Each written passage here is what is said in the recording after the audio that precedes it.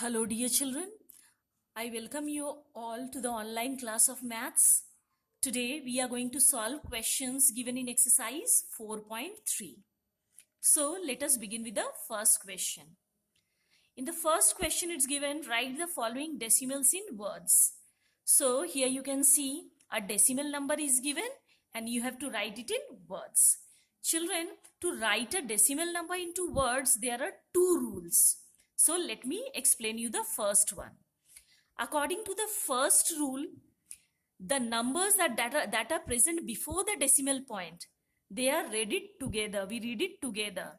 The decimal point is read as decimal or point, and the digits that are present after the decimal point, we are going to read one by one digit. Now let us do that. So it's written here, you can see no number is present in the left hand side of the decimal point. So we are going to just read 0.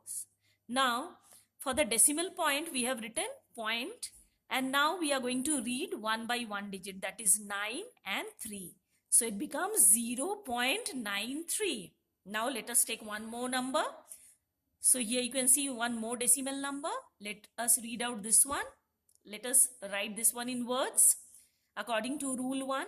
So before the decimal point, you can see it's written 28. So we are going to write it 28. For the decimal point, we have written point. And after the decimal point, the digits we are going to write one by one digit, that is 4, 5, 6. 6. Same we have done here, 4, 5, 6. So it becomes 28.456. Now let us learn how to write the decimal number in words according to the second rule. According to the second rule, the numbers that are present before the decimal point, they are read it, we read it together. And the numbers that are written after the decimal point, we read that also or write that also together. But we name the place of the last digit. We name the place of the last digits. Children, while writing whole numbers, you start naming the place from the right hand side. The first one is ones, then tens, 100, 1,000, and so on, that you have already studied in chapter 1. Now after the decimal point, the first place to the right of the decimal point is tens. The second place after the decimal points is, it is hundreds. And the third place after the decimal point, it is thousands. So it is tens, first place. Second place is, it is hundreds. And the third place after the decimal point is thousands. So here you can see we have till second place, that is till hundreds place. Now let us write it in words. Here you can see no number is present, so no need to write it. After the decimal point, according to the second rule, we are going to read it together. So it is 9, 3, that is 93. So we have written 93, and 3 lies in the hundreds place. So we are going to name that place, that is hundreds. So we write 93 hundreds. Similarly, for the decimal number that is given in B, it's 28. We are going to read it together. For the point, we write and. Now after the decimal point, the number that is present, that too we are going to read it together, that is 456. We have written here 456. And then we are going to see the last digit after the decimal point lies in which place. So children, here you can see it lies in thousands place. 4 lies in tens place, 5 lies in, it is hundreds place, and 6 lies in thousands place. So the last digit lies in thousands place. So here we are going to write thousands. Now let us solve question number 2. In question number 2, it's given convert the following decimals into fractions. So here you can see a decimal number is written and we are going to write it in the form of fraction. Now children, before writing the decimal number into fraction, we are going to write the numerator and then the denominator. So we are going to write the decimal number given as the numerator. without the decimal point. So if we remove the decimal point from here, so the number becomes 281. So 281 becomes the numerator. So here you can see same we have written here 281 as the numerator. Now for the denominator, we are going to see after the decimal point how many digits are present. So here you can see after the decimal point 2 digits were present.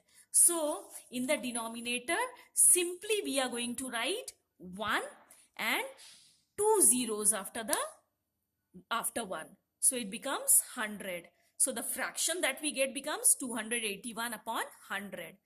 And children, in the previous chapter, that is in chapter 3, you have learned how to change a improper fraction into a mixed fraction. Same we have done here. So either you can write in this way or in the form of mixed fraction.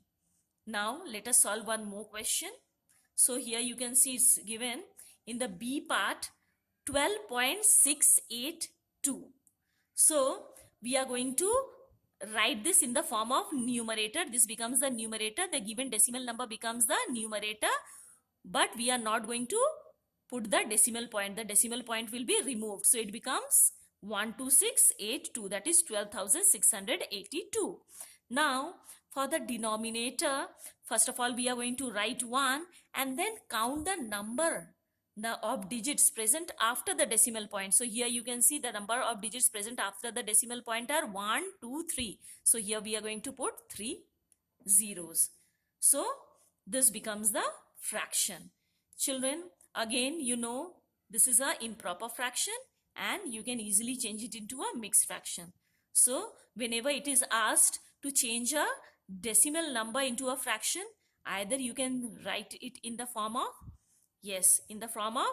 this fraction, improper fraction, or you can change into mixed fraction. Now let us solve question number 3. In question number 3 it's given convert the following fractions into decimals. Here we have to do just the opposite. So here you can see in A part a fraction is given 15 upon 10. So here while we change a fraction into decimal, simply write the numerator. So we have written the numerator 15.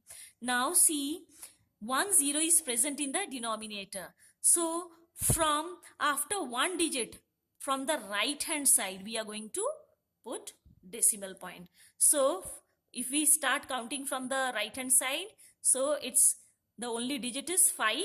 So after 5 we are going to put 1 point. So the decimal number for 15 upon 10 becomes 1.5. Now let us solve the B part. In B part here you can see it's given 184 upon 1000. So first of all we are going to write 184 as it is. The numerator part we have written as it is. Now we are going to count the number of zeros in the denominator. Here you can see 1, 2, 3, 3 zeros are present.